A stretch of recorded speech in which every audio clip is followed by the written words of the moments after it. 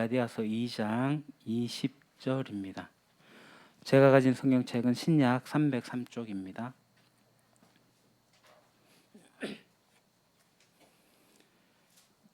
갈라디아서 제2장 20절.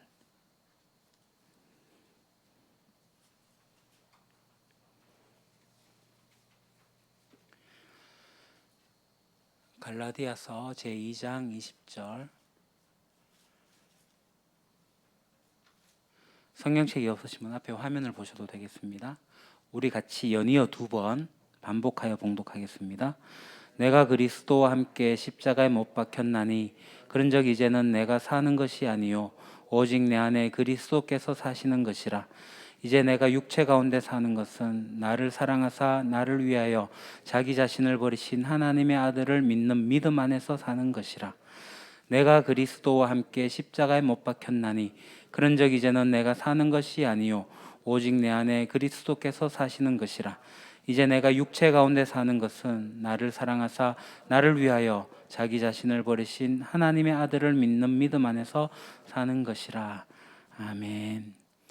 이 바울의 고백이 여러분 개인의 고백, 자기의 고백이 되기를 바랍니다.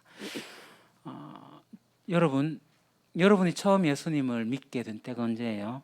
저는 중학교 3학년 때입니다. 그때 이제 예수님을 따르기로 결심을 하고 시작을 하게 됐을 때 교회 선생님들과 선배들로부터 들은 말은 뭐냐면, 이제부터 너 매일 성경 읽어야 돼. 너 이제 매일 기도해야 돼. 너 예배 빠지지 말고 전도도 열심히 해야 돼 라는 것이었어요. 그러면서 말씀 보는 것은 영적 양식이고 기도와 예배는 영적 호흡이며, 그리고 전도는 몸을 건강하게 하는 운동이라고 그렇게 했습니다. 그래야지 그리스도인이 되는 거고, 그렇게 그리스도인으로 살아가야 된다, 꼭 해야 된다라고 이렇게 제가 배웠어요. 그래서 저는 이것을 의무로 받아들이고 열심히 이 의무들을 행하려고 참 많이 노력을 했습니다. 고등학교 때 진짜 기도도 매일 저녁 교회당에 와서 기도하고 주일 예배 빠지지 않으려고 했고, 헌금도 열심히 하려고 했고, 열심히 전도도 하려고 했고, 이 의무를 다 하려고 했어요. 근데 어떻게 말씀을 읽어야 되는지, 어떻게 기도해야 되는지, 어떻게 예배해야 되는지, 어떻게 전도해야 되는지는 가르쳐주지 않았습니다. 그냥 눈치껏 했습니다. 이 방법은 잘 몰랐지만 일단 해라 하니 의무감으로 하기는 했어요. 그러다 보니까 늘 기도도 부족하고 말씀도 부족하고, 그러니까 이게 잘 하지 못하게 되고, 그러다 보니까 하나님 앞에 왠지 죄책감을 갖게 되고, 그렇게 제가 신앙의 첫걸음을 떼게 되었습니다. 아마 대동소이하게 여러분들도 그랬을 거라고 봅니다. 그렇게 의무감으로 잘 모르면서 그러면서 교회 봉사도 하셨을 테고, 헌신도 하셨을 테고, 충성도 하셨을 겁니다. 그렇게 이제 교회 일을 하다 보니까, 교회 일을 하면 항상 기쁘신가요? 교회 일이 기뻐요? 기쁘지 않죠. 사람들이 모인 공동체가 내하고 생각이 다른데 화가 나죠. 근데 화가 나면 어떻게, 화내면 안 되잖아. 그러면 참아야 되잖아요. 내가 웃는 게 아니잖아요. 억지로 자꾸 모임에 오라고 하니까 모임에도 억지로 나가야 돼요. 한번 생각해 보십시오. 왜 교회 일에 봉사해야 되고, 왜 헌신해야 되고, 왜 충성해야 될까요? 마땅히 그렇게 해야 되지만 한 번 더 생각해 보십시오. 왜 그래야 됩니까? 저는요, 복음을 못 누리기 때문에 그렇다라고 생각합니다. 복음을 누린다면, 복음이 나를 이끈다면 교회 일하는 거, 사람들 관계하는 거, 이거 고민하지 않을 거예요. 그러니까 무조건 헌신한다는 말은 아니에요. 하고 싶지 않아서, 그런데 하나님 일이라서 어쩔 수 없이 하는 그런 일은 생기지 않는다는 거예요. 형평상 내가 못하는데, 그러니까 그걸 가지고 찜찜해하고, 아우 내가 저거 못해서 어떡하나 하고 죄책감을 가지지 않게 된다는 거예요. 복음이 나를 이끈다면. 여러분, 복음은, 화면요, 복음은 우리를 자유케 하는 진리입니다. 하나님 은혜는요, 우리를 자유케 해요. 진리가 우리를 자유케 한다고요. 근데 우리는 형편 때문에, 체면 때문에 지금까지 그렇게 해왔으니까 여러분, 이거는 하나님께서 우리를 부르시는 기준에 없습니다. 근데 우리는 종종 그런 것 때문에 교회 일을 하고 봉사를 하기도 하죠. 지금까지 내가 열심히 일해왔는데 지금 안 하면 왠지 뭔가 좋지 않은 일이 생길 것 같아가지고 그런 두려움 때문에 이 일을 지속하는 사람들도 있습니다. 내가 신앙생활 잘하지 않으면 하나님이 화내실 테고 내게 감당할 수 없는 일이 벌어질 테고 그런 불안감이 있어가지고 옴짝달싹 못하는 사람들도 있어요. 실제로 제가 여러 사람 만났습니다. 여러분이 왜 예배생활, 기도생활, 전도생활, 헌신 생활 왜 하세요? 진짜 이유가 뭐예요? 주의 궁정에서도 내가 문지기로 있어도 입에 웃음이 가득한 이유, 그 진짜 이유가 뭐예요? 복음 아닙니까? 복음 때문이에요. 예수 그리스도가 하나님 뜻에 따라서 그 은혜로 나를 구원하셨다. 생명 같은 진리의 복음이 나를 자유하게 하지 않습니까? 근데 우리가 이 복음을 희미하게 알거나 반만 알거나 잘못 알거나 자유하지 못하게 되는 거예요. 또다시 율법에 매여 가지고 살아가게 되는 거예요. 갈라디아 성도들이 그랬습니다. 갈라디아 성도들이 열심히 봉사하고 말씀대로 살아가려고 최선을 다하고 그래서 수준 높은 그리스도인이 되려고 애를 썼어요. 그래서 그렇게 하면 하나님이 기뻐하실 거야. 하나님을 기쁘게 하기 위해서 더 열심히 더 시간을 내갖고 더 노력해야 한다고 그랬습니다. 맡은 자들에게 구할 것은 충성이요. 네가 죽도록 충성하라 라고 하셨으니까 내 몸을 불사를 정도로 일해야 그 수준 높은 제자가 되는 거 아닙니까? 사실 한국교회가 이런 식으로 봉사와 헌신을 요구해 왔습니다. 이런 식으로 하다 보니까 어떤 일이 생겨요? 눈에 보이는 헌신, 눈에 보이는 봉사, 그것이 믿음의 수준을 결정하게 돼요.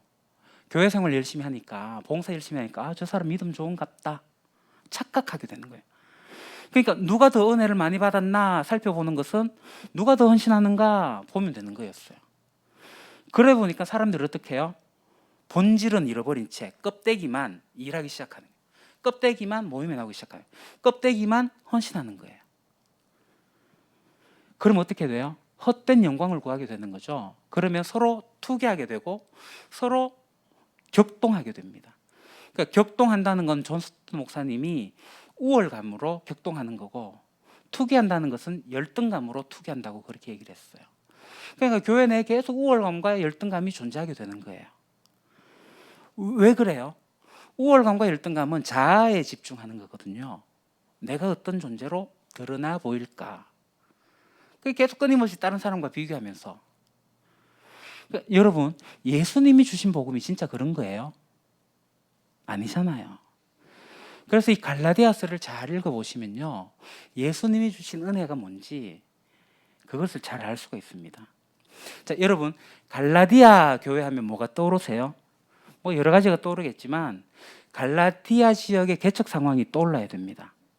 어떤 과정을 통해 갖고 갈라디아 지역의 교회가 개척이 됐는지 그 이미지가 여러분들 속에 떠야 돼요. 자, 지난번에 우리가 바울의 1차 선교 여행을 하면서 어떤 과정을 지나왔는지 살펴봤는데요.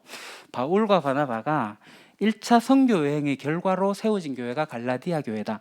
갈라디아는 경상도 같이 이렇게 지역 명이라고 했습니다. 갈라디아 지역에 비시디아 안디옥 교회도 있고 루스트라도 있고 이고니온도 있고 더베도 있고 그래요. 이 갈라디아 지역의 교회들이에요. 바울이 초록색으로 갔다가 빨간색으로 되돌아오는 여정을 보냈는데요. 비시디아 안디옥 회당의 설교 기억나십니까? 이고니온을 지나가지고 루스트라에 가게 되죠. 루스트라에 다리를 쓰지 못한 장애인을 고쳐 일으키게 되었고 그러다 보니까 헤르메스다 제우스다 하면서 소를 잡아와요. 바울과 바나바를 예배하려고 해요. 아니다, 우리는 당신들과 같은 사람이다 라고 하면서 그랬고 거기에서 돌 맞아 죽다가 살아났고 그래서 더베까지 갔다가 다시 자기의 목숨 걸고 자기를 죽이려고 했던 유대인들이 있는 그곳 루스드라로 다시 가서 그 교회, 지역 교회에 조직 교회를 세우기 위해서 장로를 세우고 했던 그 교회가 바로 갈라디아 교회입니다. 조직 교회를 탄생시키려고 했던 생명을 걸었던 그 교회 갈라디아 교회입니다. 그리고 이제 2차 선교 여행이 시작이 되어져요. 종교 회의를 이제 예루살렘에서 종교 회의를 하고 나서 기뻐하면서 이 갈라디아 지역으로 가가지고 자 이렇게 되었다라고 전해주니까 좋아했던 그 교회. 그래서 이 2차 때 다녀오면서 디모데를 선교에 조인시켰던 그 지역 교회 바로 갈라디아 교회예요. 그러니까 1차 선교 여행과 2차 선교 여행을 통해 가지고 만들어진 프로필이 갈라디아 교회입니다. 지금 바울이 어디에 있어요? 우리가 어디까지 배웠죠? 고린도에 있습니다. 고린도에서 개척하고 1년 6개월을 목회하고 있는 상황이에요. 위에 있던 마게도냐에 있던 실라와 디모데가 마게도냐 소식을 가지고 왔고 그래서 데살로니카에 편지를 보냈어요. 이런 상황에 좋은 일만 있었던 것 같은데 바로 앞서 복음을 전했던 갈라디아 교회에 문제가 발생한 거예요. 뭐냐면 이 갈라디아 교회가 배신했다는 거예요. 너무나도 짧은 시간에 돌변한 거예요.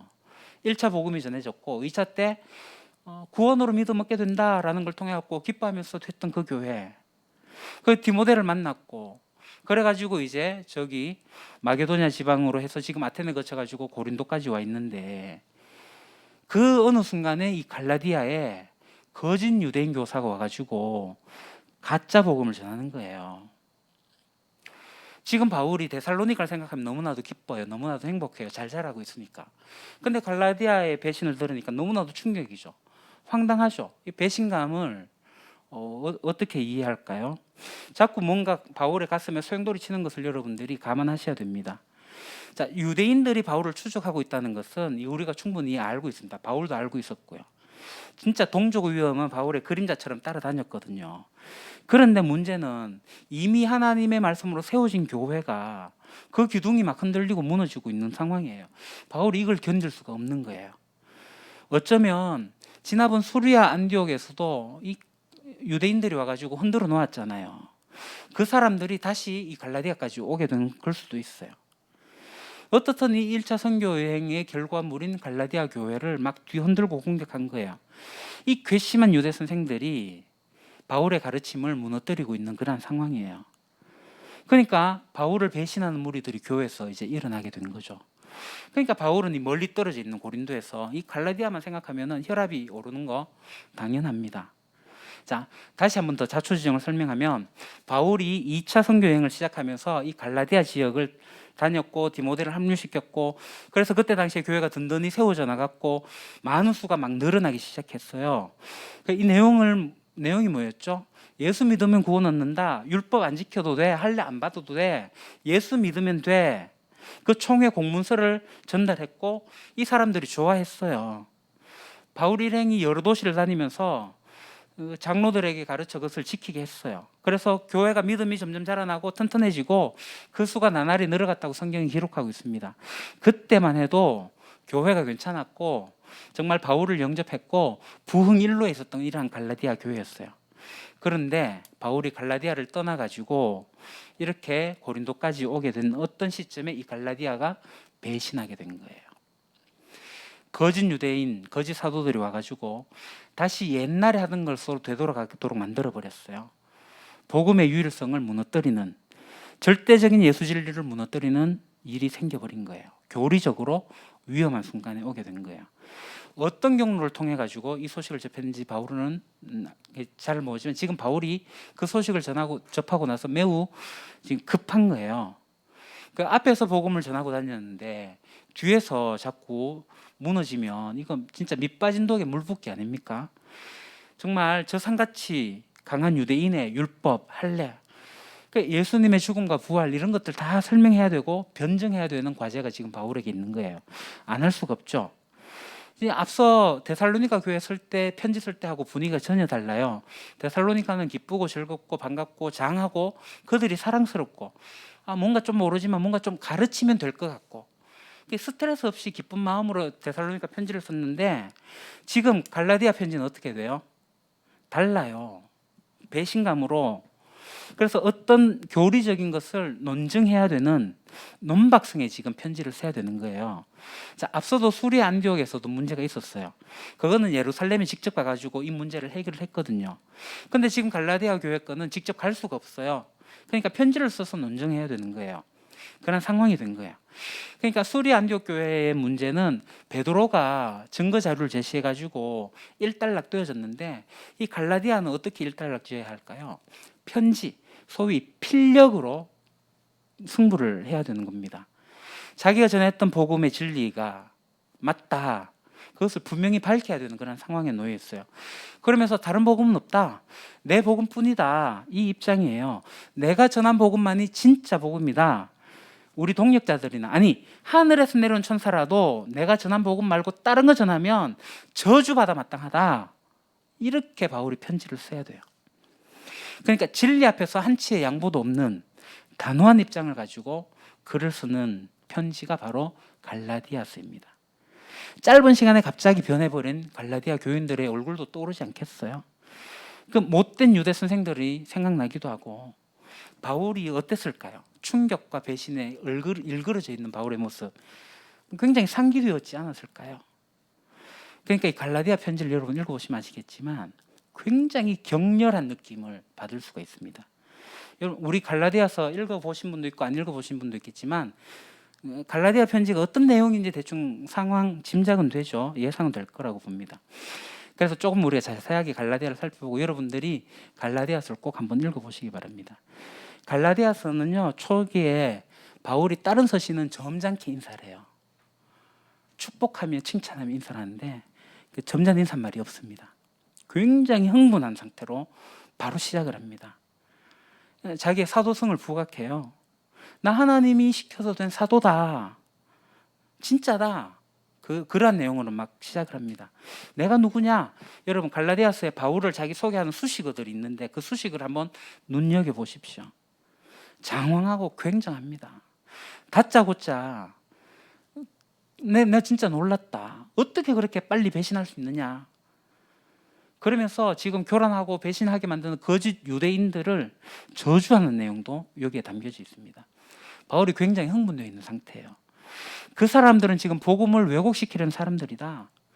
누구도 우리가 전한 복음 외에는 다른 것을 전하면 저주받을지어다, 이렇게 당찬 확신으로 갈라디아서를 시작합니다.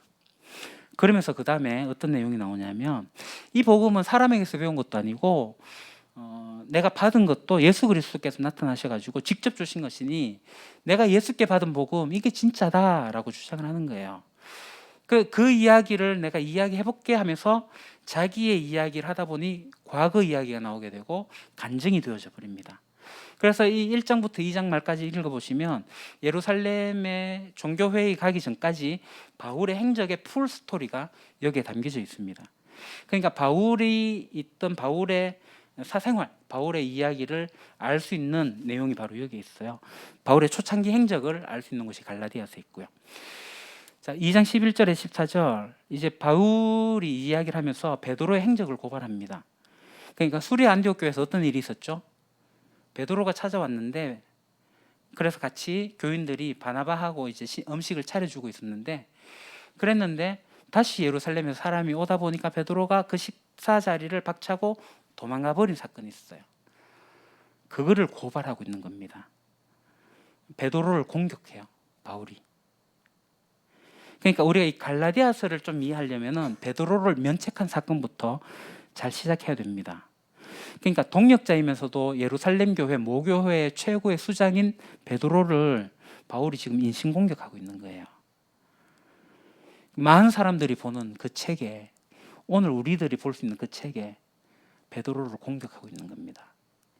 우리도 이 갈라디아서를 읽으면 베드로가 어떤 잘못을 했는지 알 수 있게 돼요. 베드로, 당신이 유대인으로서 유대인처럼 행동하지 않고 어떻게 그 경멸한 이방인에게 유대 사람처럼 되라고 강요하는 겁니까? 이 베드로에게 이렇게 이야기하는 거예요. 이제 15절부터 그렇게 이제 또 이어지는데요. 베드로가 외식한 내용들을 하게 돼요. 이제 갈라디아 교회를 교란시키는 그러한 거짓 유대 선생들이나 그리고 어떤 행동, 그게 이게 갈라디아와 베드로의 행동이 연결되어지기 때문에 그렇습니다. 그러니까 베드로에게도 하고 싶고 갈라디아 교인에게도 하고 싶은 말이 지금 있는 거예요. 그래서 이런 이야기를 하고 있는 것 같아요. 베드로에게서 쭉 이야기를 하는데, 이 내용은 뭐냐면 그거예요. 유대인들이잖아요. 유대인들은 율법을 굉장히 중요하게 여겼습니다. 율법을 지켜야지 구원받는다고 생각을 했어요. 하나님이 명령하셨고 하나님이 그 명령을 백성들이 따르게 되면 나는 너희 하나님 되고 너희는 내 백성이 되리라. 이 율법이잖아요. 그러니까 율법을 철저하게 지켰거든요. 근데 율법을 완전하게 지킬 수가 없는 거예요. 완전하게 지킬 수 없어요. 다 못 지키거든요. 그런데 지도자들은 율법을 다 지켜야 되잖아요. 걸려보니까 율법을 조금 깎아버리는 거예요. 그러면서 바리새인들은 자기들이 지킬 수 있는 율법을 쫙 만들어 놓고 자기들이 지키는 율법은 나 잘 지키고 있어 의시되고, 율법 지키지 못하는 사람들은 다 주인 취급하면서 했던 게 유대인들이거든요. 그런 상황에 유대인들은 율법을 지켜야 된다고 생각하는 거죠. 그런데 바울이 와가지고 뭐라고 얘기를 해요? 율법 그거 아니야. 예수님이 복음이고 은혜로 믿음으로 구원받아. 그래서 사람들이 믿음으로 구원을 받는데, 그렇게 복음이 전해졌는데 바울이 떠나고 나서 거짓 교사가 가지고 이게 아니야, 믿음으로 구원받는 거 아니야, 율법을 지켜야지 구원받아. 그렇지, 율법 지켜야지 받지, 왠지 찝찝했어. 그러면서 배신한 거예요. 그걸 바울이 3장 4장 5장에 계속 이야기해요. 너희 자유인이냐 종이냐, 뭐 이런 이야기를 계속 하는 거예요. 복음안서 왜 자유하지 못하냐, 그 이야기가 3장에서 5장에 나옵니다. 여러분들이 한번 읽어보시기 바랍니다. 율법 다 아니다. 은혜가 중요하다. 그러니까 그러면서 바울이 이야기하는 게 뭐냐면 복음의 핵심을 이야기하잖아요. 복음의 핵심이 뭐냐면 오늘 우리가 읽었던 본문 2장 20절입니다. 나 죽었어. 나 죽었어. 나는 죽었어. 어디서 죽었다고요? 그리스도와 함께 십자가에서 죽었어. 예수님이 율법으로 죽은 거 아니야. 나도 죽었어. 근데 나 살아. 왜? 예수님이 살아나셨으니. 그리스도 안에서 내가 살아서 살아가. 이게 복음의 핵심입니다. 나는 죽었지만 그리스도가 살아나셔서 내가 그 안에서 살아난다. 그 아들을 믿는 믿음 안에서 내가 산다. 이 진짜 복음의 핵심이에요. 그리스도는 다 죽었습니다. 어디서요? 예수님과 함께 십자가에서 죽었어요. 그리스도와 함께 십자가에 못 박혀 죽었어요. 저나 여러분들은 다 죽은 존재입니다. 그러나 예수님이 부활하셔서 그 안에서 내가 부활하여 살아가는 거예요. 내가 사는 육체 가운데 사는 것은 나를 사랑하사 나를 위하여 자기 몸을 버리신 하나님의 아들을 믿는 믿음으로 내가 살아가는 거라고요. 그 이야기가 갈라디아 3장 4장 5장에 지속되어서 나오게 됩니다. 내가 그리스도와 함께 연합되었다. 내가 죽었는데 산다. 그래, 나 지금 살아있어. 이거예요. 근데 내가 사는 거 아니요. 내 안에 그리스도가 부활하여 살아가셔요. 내가 그리스도 안에 있다. 율법과의 관계 아니요. 율법은 죽었어요. 근데 지금은 은혜입니다. 은혜. 그리스도의 은혜. 그 이야기를 하는 겁니다. 바울이 흥분하면서 그 이야기를 써요. 은혜와 율법에 대해서 계속 하게 됩니다. 기독교의 진리, 예수님을 변증하는 그 내용입니다. 화면요. 그리고 3장 5장은 구약을 십자가에 해석한 내용이고요. 6장은 마지막 인사로 넘어가게 됩니다. 그래서 이 갈라디아서가 총 6장으로 되어 있는데 여러분 한번 꼭 읽어보시기 바랍니다. 톰슨 투 주석에는 갈라디아서의 특징을 이렇게 이야기하고 있어요. 믿음으로 말미암는 의와 구원의 주제라는 점에서 논리적으로 쓰인 로마서와 비슷하나 보다 전투적이며 반율법주의를 표방한다는 점에서 히브리서와 비슷하나 그보다 더 단호하게 쓰였습니다. 자, 주석이나 목록 설명에 이렇게 되어져 있으면 여러분 왜 갈라디아서가 전투적인지, 왜 이게 로마서와 비슷한지, 왜 주제가 의와 구원인지, 왜 이 갈라디아서가 반율법주의적인지, 그리고 단호하게 쓰였는지 이 상황을 모르면 그냥 이게 머릿속에 기계적으로 외워야 되는 거예요. 신학 공부할 때 상황을 모르면 그냥 이걸 주입식으로 외웠어요. 갈라디아서의 특징은 의와 구원이 주제다. 로마서와 비슷하다. 굉장히 전투적이다. 반율법주의자. 이런 내용들을 외워서 공부를 했거든요. 근데 상황을 알게 되면 그냥 이게 자연스럽게 이해되어지잖아요. 이게 설명을 읽어갖고 기계적으로 이해하는 게 아니라 이제 그 상황을 보면서 이해하면 그냥 이해가 되어져요. 이제 바울이 고린도에서 떠납니다. 갈라디아서 편지를 보내고 브리스길라와 아굴라와 함께 에베소로 가게 돼요. 예. 사랑하는 유림 가족, 형제 자매 여러분, 하나님의 인정을 우리가 받았기 때문에 우리가 하나님의 인정하는 그런 삶의 방식에서 우리가 하나님을 누리면서 살아갈 수가 있어요. 자, 우리가 하나님 뜻대로 사는 것은 그분의 자녀가 되기 위해서가 아니라 이미 그분의 자녀가 된 것에 감사해서 하는 겁니다. 여러분, 왜 하나님 뜻을 따르려고 하세요? 하나님 뜻을 따라야 구원받는 거 아니거든요. 이미 우리가 하나님의 자녀가 되었기 때문에 감사해서 하나님 뜻을 따라요. 기독교는 그리스도 안에서 내가 누구인가를 발견하는 것이 문제예요. 내가 그리스도를 위해서 뭔가 하는 단체가 기독교가 아닙니다. 많은 사람들이 착각합니다. 내가 예수님을 위해서 뭔가 해야지. 아니요. 기독교는 두잉의 종교가 아니라 비잉의 종교입니다. 존재됨의 종교. 내가 그리스도 안에서 어떤 존재가 되었는가? 내가 그리스도 안에서 어떤 존재가 되었는가? 노력해서 구원을 얻는다. 아니요. 여러분, 노력해도 구원 못 얻어요. 이미 십자가에서 은혜를 내려주셨기 때문에 우리가 구원을 얻는 거예요. 무슨 노력해갖고 여러분이 구원받겠다고요? 우리의 행위와 상관없이 하나님께서 이미 은혜를 주셨기 때문에 우리가 그 안에 속하게 되었고, 그래서 자유를 만끽하고 살아가는 거예요. 우리가 하나 될 수 있는 것은 바로 그리스도 안에 있기 때문에 가능한 거예요. 복음은 우리가 세상을 살아가는 방법을 가르치는 게 아니에요. 이미 선포되어진 하나님의 말씀이고 그것이 이루어진 거예요. 그래서 우리에게 앞서 행해진 일 때문에 우리가 어떤 존재로 살아갈 것인가 라는 것이 복음이고 은혜거든요. 그럼 율법이 뭔가? 율법은 구원이 아니에요. 죄에 관해서 알려주려고 제공된 거예요. 우리가 지금 히브리서 읽고 있잖아요. 율법에 대해서 계속 이야기하고 있어요. 우리가 불법자임을 드러내고 우리가 완전하게 율법을 지킬 수 없기 때문에 결국 우리에게서 해결책이 나올 수 없다. 그걸 알게 해주는 게 율법의 기능이에요. 그래서 율법은 은혜로 말미암는 구원이 필요하다는 것을 우리에게 알려주는 것입니다. 그러므로 율법은 그리스도를 믿음으로 받는 구원의 약속에 반대되는 게 아니라 오히려 우리가 그 구원을 필요로 하다는 사실을 지적함으로써 약속을 지지합니다. 그러니까 율법은 우리의 진짜 모습을 보여주게 돼요. 그래서 바울은 우리가 더 이상 율법의 가치와 어떤 관계가 없다고 이야기하는 게 아니라 율법을 구원의 체계로 보지 않는다라는 점을 명시하는 거예요. 자, 은혜가 있으면 율법이 폐기되어야 된다. 이거 아닙니다. 예수님은 이 율법을 완성하러 오셨고 그게 은혜라는 거예요. 자, 복음은 우리가 행위로서 구원을 얻게 되는 게 아니다. 그러니까 우리가 행위로 하지 못하면 하나님의 거절이 있을 거다. 그런 이야기를 가르치려고 하는 게 아니라는 거예요. 그러니까 율법은 그런 게 아니라는 거예요. 그러니까 그럼 우리가 율법이 그러면 안 지켜도 되는 건가? 아니죠. 그리스도인은 하나님의 점수를 따는 수단으로서 율법은 벗어나야 돼요. 그러나 이미 우리가 구원을 받았으니 하나님의 자녀가 되었으니 하나님을 기쁘시게 하는 방법으로 율법을 따라야 되는 거예요. 이해되십니까? 자, 우리가 율법을 지켜가 구원받는 게 아니라 이미 하나님 은혜로 우리가 구원받았으니 율법을 따르는 것이 하나님을 기쁘시게 하는 일이라는 거예요.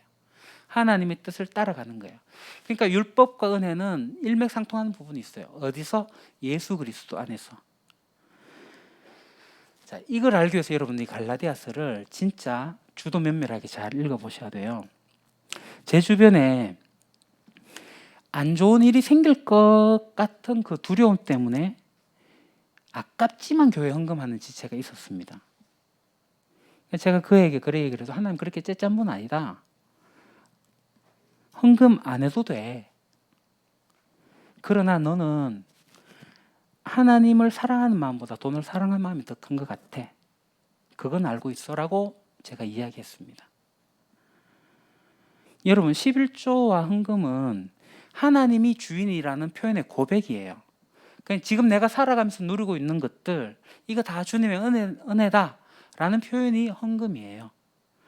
그러니까 11조가 헌금이 짐으로 여겨져 갖고 힘들어하시는 분들이라면 갈라디아서 읽어보십시오. 갈라디아서 읽어보시면서 안 하셔도 됩니다. 여러분의 마음으로 하는 거예요. 헌금은 자발성으로 하는 겁니다. 내가 받은 하나님의 은혜가 있다면 하게 되는 거예요. 제 후배 중에는 주의를 지키기 위해 가지고 한 번도 가족여행을 가지 못한 후배가 있어요. 그러니까 어느 날 목사님이 주의를 포함해서 이스라엘로 성지순례를 떠나는 걸 보면서 마음이 무너졌다고 합니다. 자기는 안 믿는 가족과 함께 하면서 눈치 보면서 계속 주의를 지켰는데 성지순례라는 이름으로 여행 가는 목사님 보고 화가 났다고 합니다.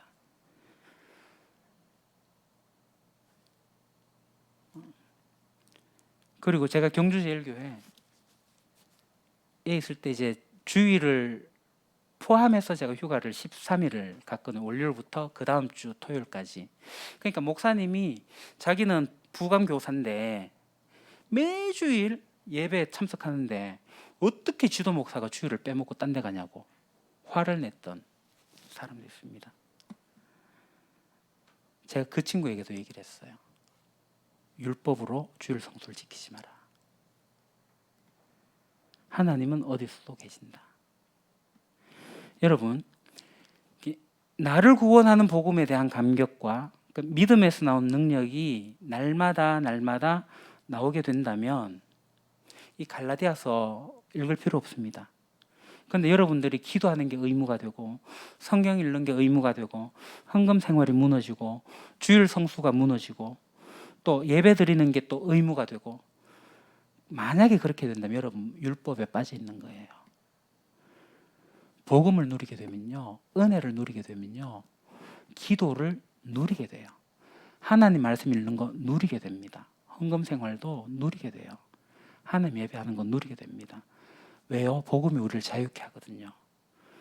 복음에 힘이 없어서가 아니라 우리가 복음을 오해하고 잘못 적용했기 때문에 문제가 생겨요. 그거는 복음으로 풀어야 됩니다. 믿음이 행동을 증명한다 라는 말이 있습니다. 그러나 믿음을 증명하려고 행동을 조장할 수는 없어요. 이게 갈라디아 교회가 빠진 함정입니다. 믿음은 행동을 통해서 드러나지만 행동으로 믿음을 판단해서는 안 돼요. 하나님은 중심을 보십니다. 근데 우리 사람들은 행동을 보죠. 그러니까 유교 문화에 옷을 입고 살다 보니까 겉모습에 우리가 치중하게 됩니다. 그러니까 자꾸 행동으로 자기의 믿음을 증명하려고 하는 모습들이 나와요. 아닙니다.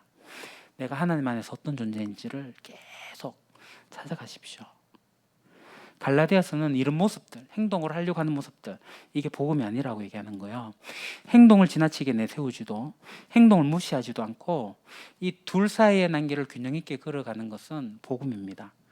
하나님을 믿으면서도 의무와 두려움, 거절감에 힘들어하는 지체들은 이 갈라디아서 꼭 보십시오. 복음의 능력을 잃고 일과 인간관계에 대해서도 허덕이는 분들도 이 갈라디아서 읽어보십시오. 복음 안에서 진짜 자유를 누리지 못하는 그리스도인, 혹시 자유가 지나쳐서 방종하게 되는 그리스도인도 이 갈라디아서는 꼭 읽어보시기 바랍니다. 이 갈라디아서는 진짜 다이너마이트와 같아요. 하나님께서 자기 백성을 불러서 누리게 되는 복된 삶, 깊은 존재감과 안정과 만족의 전제 조건이 되는 기쁨과 자유가 폭발하는 곳이 갈라디아서입니다.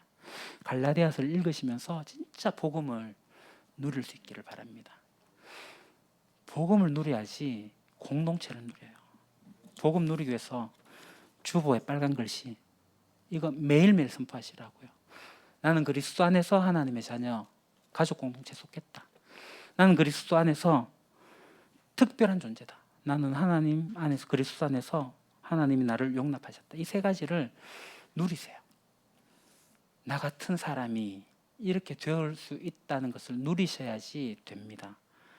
그 은혜 가운데 우리가 율법으로 얽매여진 어떤 의무로 살아가는 게 아니라 진짜 진리의 가운데서 자유하게 돼요. 자유하는 가운데 방종하지 아니하고 정말 자발적 순종과 자발적 헌신이 나오게 되는 게 이 갈라디아서의 복음입니다. 정말 저는 여러분들이, 저도 그렇지만 저도 의무감으로 신앙생활을 했던 부분들이 많이 있었습니다. 그래서 그 때문에 죄책감도 많이 가졌고요. 근데 그렇지 않습니다. 자유함으로 헌금하고요, 자유함으로 예배하고요, 자유함으로 기도하고 자유함으로 합니다. 저는 목사기 때문에 여러분보다 더 많은 시간을 할애하긴 하지만 여러분 충분히 하실 수 있습니다. 복음 안에서, 은혜 안에서 형제 사랑하는 것도 가능합니다. 의무감으로 하지 마시고요, 오늘 오후에 구역 모임, 그리스도 안에서 한 형제됨을 누릴 수 있는 시간이 되기를 간절히 바랍니다. 이게 진리 가운데서 자유하는 거거든요. 정말 복음 가운데서 온전히 자유할 수 있기를 원합니다. 기도하겠습니다. 하나님, 갈라디아 교회의 상황과 바울의 그 심정 우리가 살펴봤습니다. 오늘도 여전히 우리는 동일한 일들을 겪고 있습니다. 우리가 이 갈라디아서를 통해서 율법이 뭔지, 그리고 은혜가 뭔지를 알기를 원합니다. 우리에게 주어졌던 의무가 아니라 그것이 우리에게 특권이었다는 사실을 알기를 원합니다. 그래서 이 복음 가운데 은혜를 발견하고 이 은혜를 누릴 수 있는 우리 유림교회 성도들 되게 하옵소서. 예수님 이름으로 기도합니다. 아멘.